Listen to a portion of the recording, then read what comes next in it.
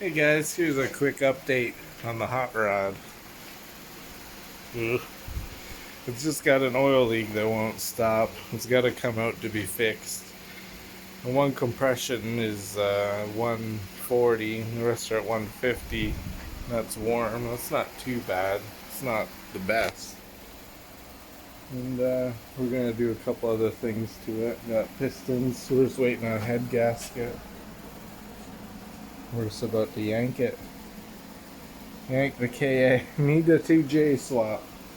So, if you got donations, subscribe, guys. Here's what we're doing with our Friday night.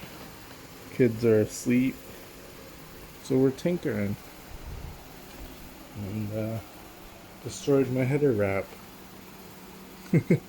Zero fucks on taking it out. But whatever, that should be strong enough.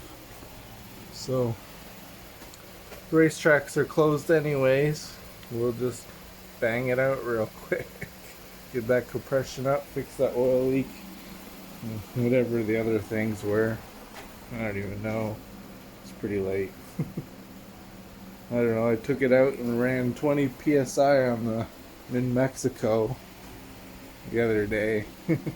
It pulled pretty hard. Lots of power. Get some race gas in it eventually. Imagine what it'll feel like then. Holy fuck. Need an ATI balancer. That's what I need. Scratching the paint up. I usually do this on the hoist. It's not high enough to take out certain things to do it properly. So we're just going to bang it out quick. We don't even really have room to pull the lift out, but we're going to try it. And that's the 240 update. I really don't even need to pull it.